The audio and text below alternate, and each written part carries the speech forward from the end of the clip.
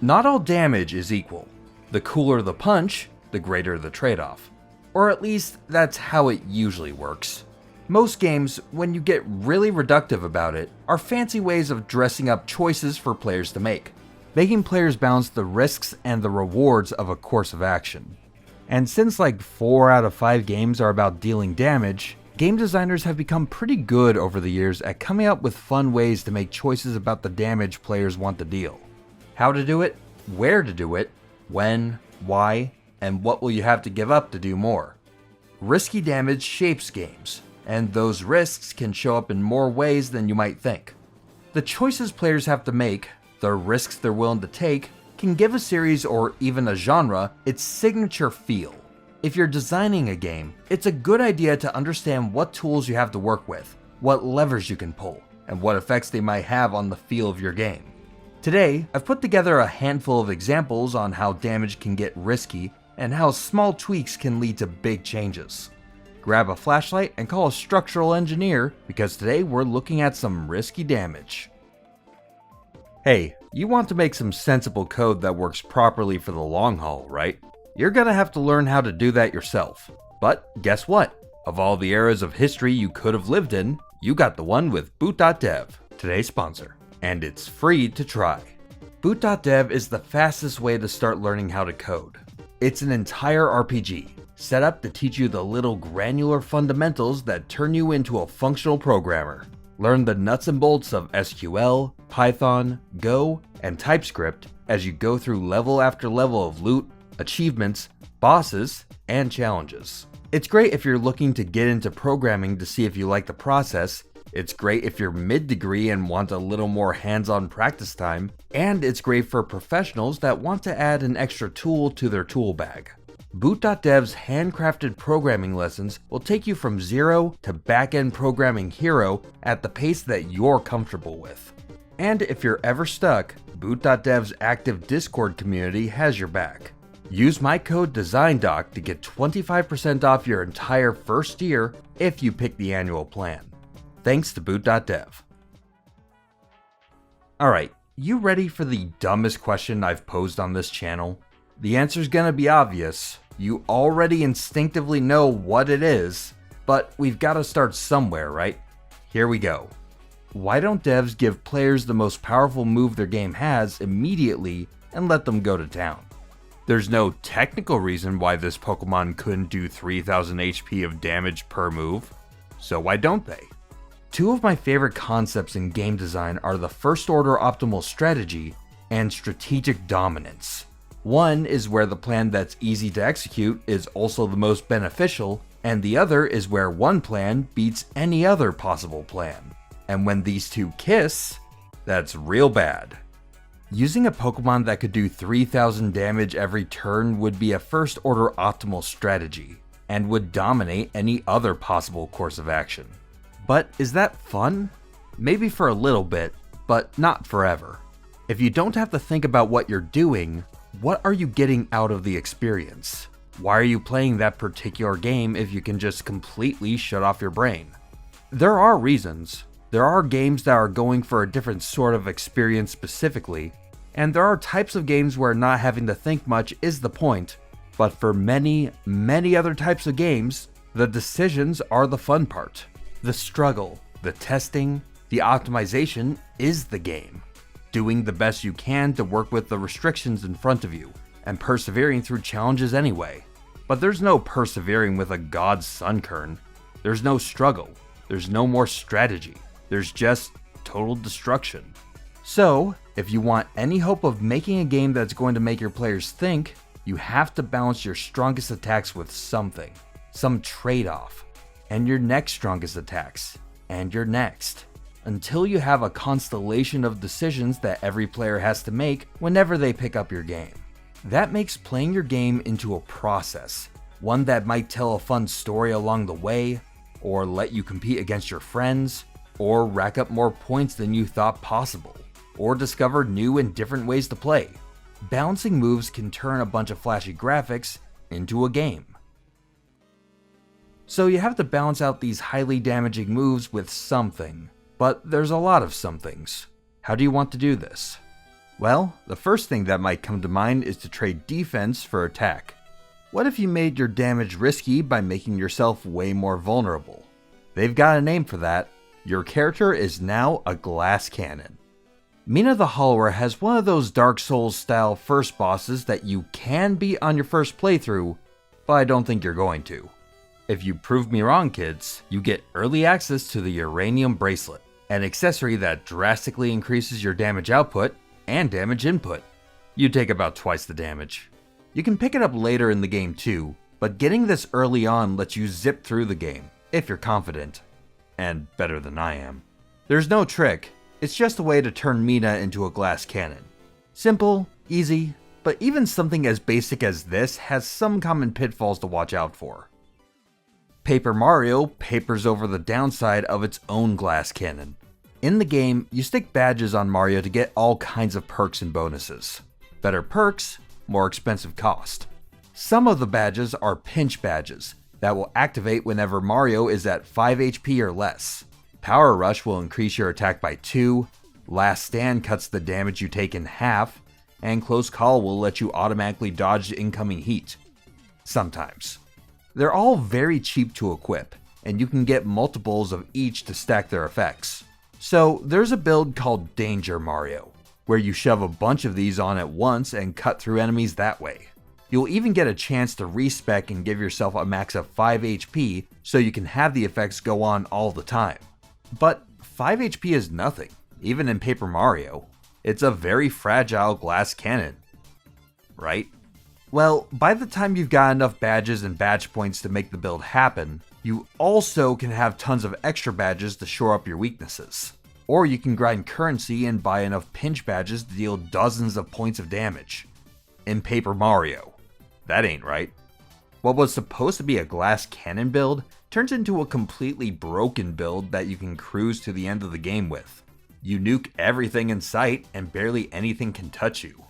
If you've built a powerful move with a downside, then you build a thing that nullifies the downside, you're back to where we started. You've made the god Sunkern again. Now, that might be fun. I know I had fun. You might want someone to be able to break your game wide open. But just be aware this kind of thing will break the game. Be intentional if this is what you want your game to be. Don't do it by accident. Okay, what else can you do to try to make damage riskier? What if your best moves are hard to come by? If players can only do big damage so often, when do they decide that now is the time? You can risk up your damage by giving it an opportunity cost. We're going to Resident Evil for this one. The Resident of Evil Creek 9 is split into two halves. One where you're Leon and go around kicking everyone's teeth in RE4 style, and one where you're Grace, where the game is much more of a classic survival horror experience. Narrow hallways of zombies, crowded rooms of zombies, puzzles and progression keys guarded by zombies, and not all that much ammo. As Grace, you're scrounging. Slowly but surely, you'll be going around this interconnected map, opening it up more and more, and crisscrossing back over paths you fought through already. And remember, they're zombies. They come back. A key part of RE9 is picking and choosing the areas you want to fully clear of zombies. Even when you kill one, unless their head explodes, they'll likely come back later. And even worse, there'll be some blisterhead abomination that'll take twice as much work to deal with. Grace isn't rocking a full arsenal like Leon. She's only got a couple of pistols on her, and bullets are hard to come by. Burning through ammo to clear the path is a short-term fix, but you can't do that for everything. You could sneak around anywhere you need to, using tricks to lure threats away, but that's a pretty restrictive playstyle. You'll want to take care of some of these threats once and for all, especially if you think you'll be back in this hallway pretty often. But Grace has two other options at her disposal: blood injectors and the Requiem Magnum. The blood injectors pop a zombie, effectively removing it from play, never to return as a blisterhead. You can get stealth kills with it, or you can save yourself if you're wrestling with one. The Requiem Magnum is a crazy hand cannon that can one-shot most targets. It's introduced in Leon's opening section, where you get to go on a quick little power trip to take the cannon for a test drive. And then he hands it off to Grace. Great. Oh, there's only one bullet. Well, better make it count. Both tools can effectively remove problems, both now and in the future, but they both have very limited supplies. You'll only find a handful of blood injectors and Requiem bullets in the wild, and crafting them isn't cheap, so you won't want to blow them on the first thing you see. You've got to be efficient, careful, though you might wind up hoarding them. This is the exact kind of thing that leads to the item hoarding behaviors we talked about a while ago. A core part of why that survival horror resource gameplay loop is such a draw is that it makes players have to weigh their options. What rooms are the most important to clear out?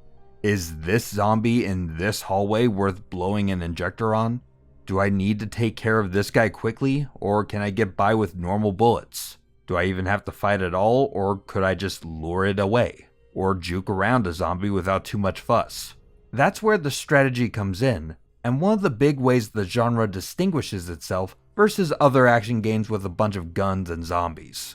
RE9 gives you a ton of tools to choose from, including these super-powered weapons, but you do still have to make a conscious choice. Next up, the risk of commitment. Would you make yourself vulnerable? How much do you love your big numbers? Risk can come from how much you have to commit to perform an attack. That's the entire point of tons of action games. Monster Hunter's combat is built around lumbering weapons attacking huge targets. You've got lots of options, but most weapon types are slow. Even unsheathing your weapon slows you down. This forces players to anticipate when they'll have a clear shot, then committing to an attack. When you go for a strike, you'll be locked into that animation for a bit, with little means to change course if you pick the wrong time. If you misread your target monster's behavior, they might have already left your range in the windup. Or even worse, you opened yourself up, and your animation lock opened up their attack window on you. And in Monster Hunter, that animation lock dynamic applies to almost any action you can take. We talked about this some in the risky healing episode we did a couple years ago. Learning when and when not to commit is the challenge, and getting better at making those calls and understanding the slower, heavier rhythm of Monster Hunter's combat can be extremely satisfying. The risk associated with commitment is the foundation of most fighting games too, and the windows can be a lot tighter when you're fighting another person. High-level play is full of trying to force your opponent to lock into a move, then avoiding it and countering. Getting better at Smash or Street Fighter means getting better at the mind games, being able to read what your opponent is setting up, and knowing how to deal with it before it comes your way, all in a bunch of split-second timing windows. Or, if you really know what you're doing, you can stunt on fools by firing off moves with huge windups and huge damage, and hitting them anyway. How embarrassing. Now, none of this is easy to implement. The custom, frame-perfect animations that make animation lock fun is a very labor-intensive, very expensive way to risk up your damage. But if you've got the team, it's definitely an option. Okay, what else can we do? What other types of levers to pull are out there? There's other kinds of damage besides numbers going up or down.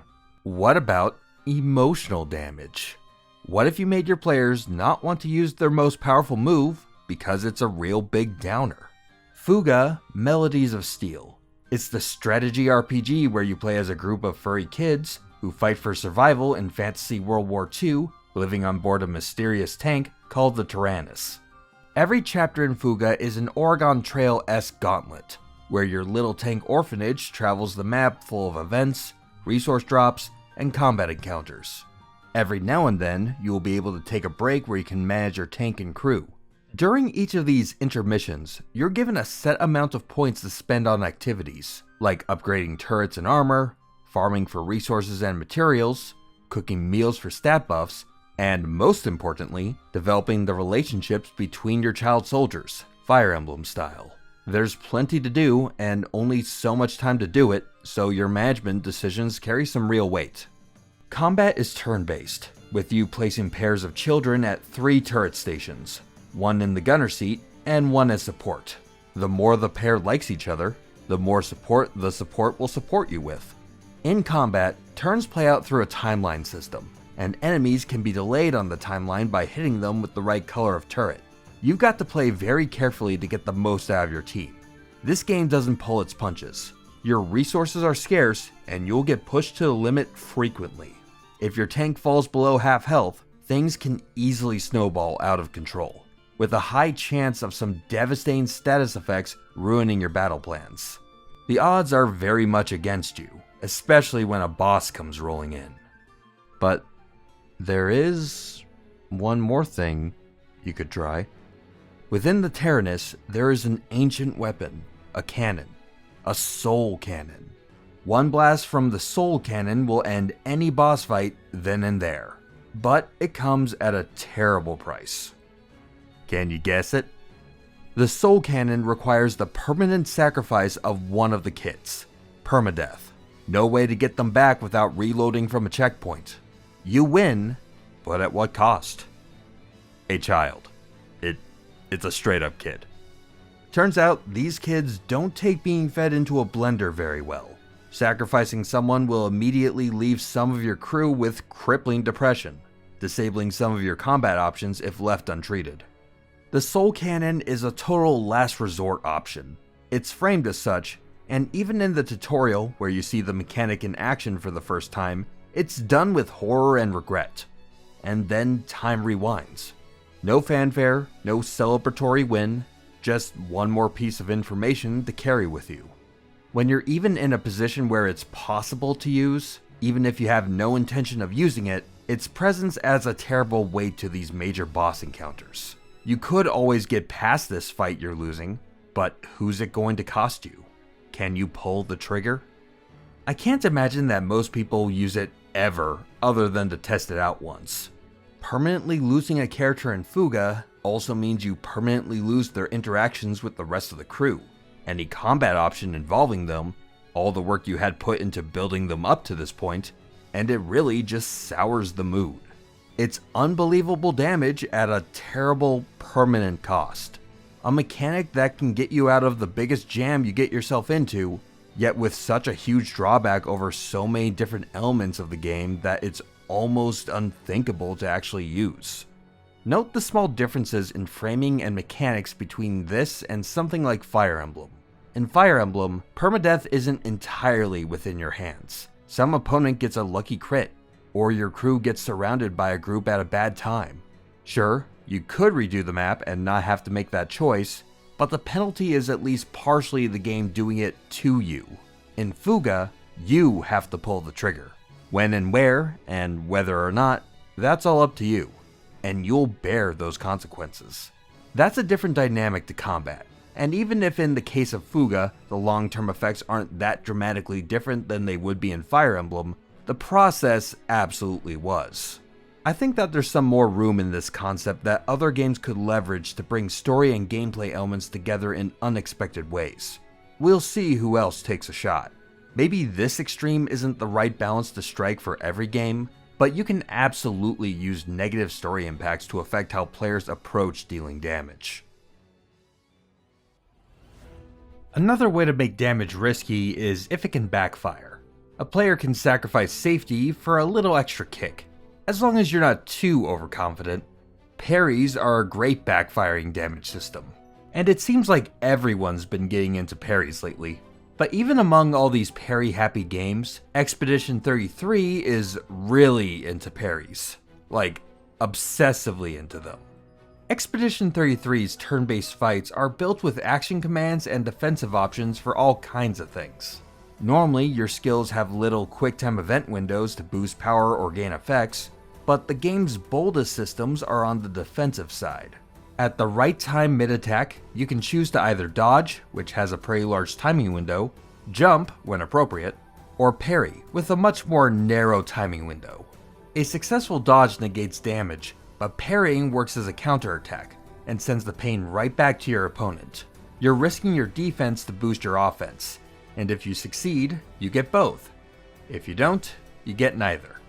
You can zazz up your dodges with some pictos that give you bonus AP for hitting a smaller perfect dodge window, But the real knife's edge gameplay is on the parry side. The real radioactive stuff.